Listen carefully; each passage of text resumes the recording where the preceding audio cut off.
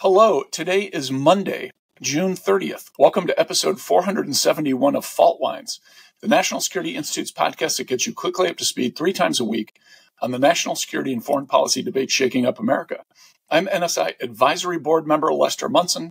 I'm joined today by Deputy Executive Director Martha Miller and NSI Senior Fellow Jeffrey Wells. Folks, it's the holiday week here in D.C.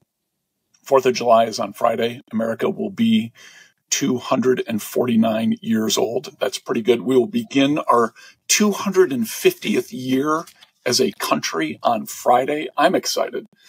So here on the final day of June on Monday, I think let's take a step back and consider some interesting news out of our geopolitical rival, the People's Republic of China. To wit, several things here that I want to kind of throw out on the table. And I think a lot of people are aware of this. There has been difficult news from China for a few years now. Economic struggles. They have a flooded real estate market, an oversupply of apartments by something like 50 million. There's a population challenge wherein the overall population of China is declining, which means it's getting older. There are not enough young people to push the economy in the way that has happened in the past. We're looking at lower economic growth numbers. And it's unclear, by the way, whether those numbers are entirely accurate and you can trust them. But even the ones that we do see appear to show that there's trouble in the Chinese economy. Of course, the leader of China, Xi Jinping, basically appointed himself to a third term, which is unusual because there was a practical agreement among Chinese leaders that each person would only serve 2 terms in the wake of Mao Zedong's kind of cult of personality that caused a lot of trouble. The reform was to continue to rule as the Chinese Communist Party, but share power across different individuals and never for more than 10 years. Xi Jinping is now well beyond 10 years. Now, this was sparked my interest. There was an op-ed in the New York Post, which is always a fun read if you want something slightly different than the mainstream news media, that pointed out several things. In May, Xi Jinping was absent from public view for 2 weeks. There was no regular monthly meeting of the Politburo in May. In the People's Daily, which is kind of the official newspaper of the Chinese Communist Party, there was a 3-day absence of Xi Jinping and other leaders from the front pages. Very unusual. There are articles in Chinese military newspapers that are indirectly critical of Xi Jinping. And then, most interestingly, there have been some purges in the People's Liberation Army, that's the official military of China, of people loyal to Xi Jinping, people that he brought in when he began his rule 12, 13 years ago. There's also some rumors out there that Xi Jinping has health trouble, that he may step down from one of his 3 leadership positions. There are rumors of open letters inside Chinese elites opposing some of Xi Jinping's decisions. Unclear if those things are true, but they were in this article as rumors. So, folks, the question here is, what is going on in China? Is there an actual possible change in leadership coming? By the way, let me make one final point. In this New York Post article, a fellow named Wang Yang was named. It looks like he's coming in as the head of the Chinese Communist Party, kind of named as a potential rival to Xi Jinping's rule. Yang is seen as a reformer, as a little bit more pro-West. What do these changes mean, if anything, Jeffrey? So, it is very interesting, and I'm going to take a unique position here because this one seems a little less obvious to me. Xi's a busy man. He deserves a vacation. It's been a busy and tough year, especially with 3 jobs and with the tariffs. I'm sure that he needed some time away to think about where to go next. But a 2-week vacation at a time when dozens of heads of state were in town, isn't really just a scheduling hiccup.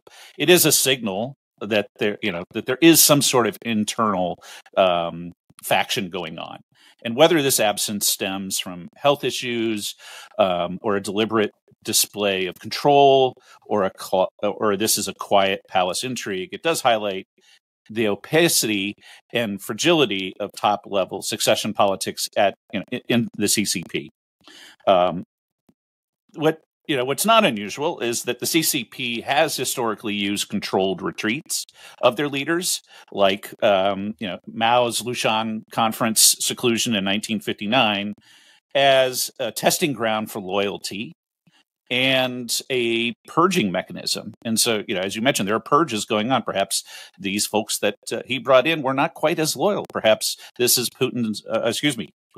Xi's moment to really see who's on his side during this tough time, this tough economic time, this tough socioeconomic time inside of China. So even if the interesting piece though is even if Xi emerges unscathed after this, the very fact that rumors could circulate and things could be published so wildly reveals a lingering undercurrent of uncertainty in China. And I think for anyone that's tracking Beijing, we really need to look beyond just the words and look beyond kind of the typical headlines that are coming out of China to see what's happening there, because something unusual is happening. Exactly what, I'm not sure. Martha, welcome your thoughts on this, and let me throw out what could be a bit of a challenge for you. We like to look at everything through our swampy Washington lens. At least I know I do.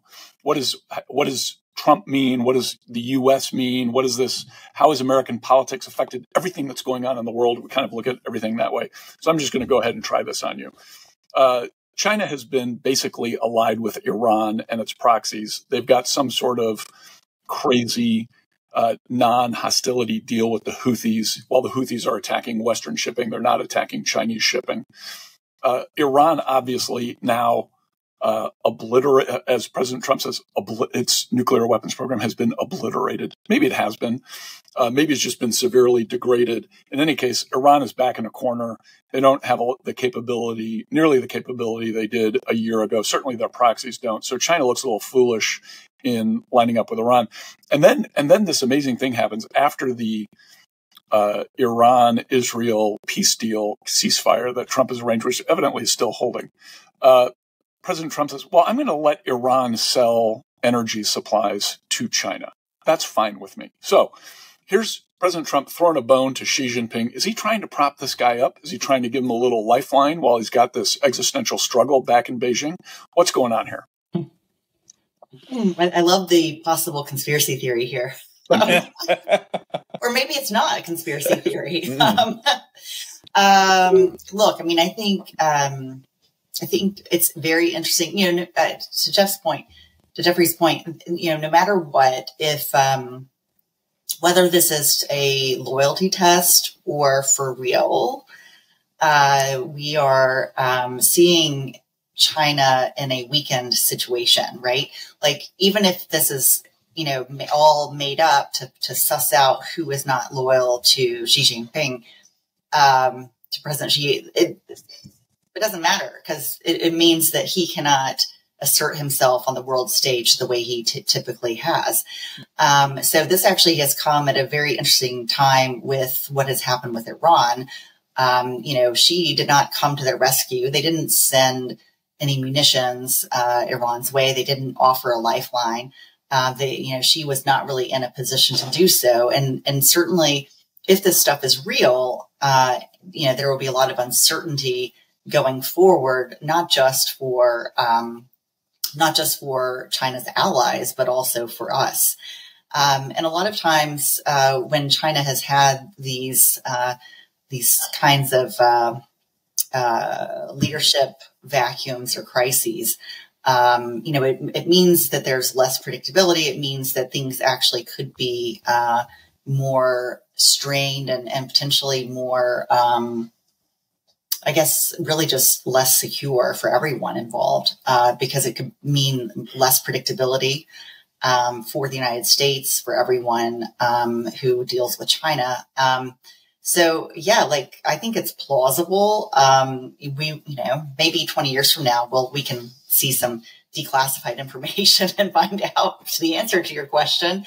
But certainly stability is better than crisis. So we'll see. I mean, no matter what, they are in some form of crisis, just given their economic weakness right now. And so I think it'll be interesting to watch this very closely in the coming weeks. I suspect that we'll have another episode on this forthcoming. Let's hope so. For whatever it's worth, my suspicion is this is entirely about the bad economic news coming out of China.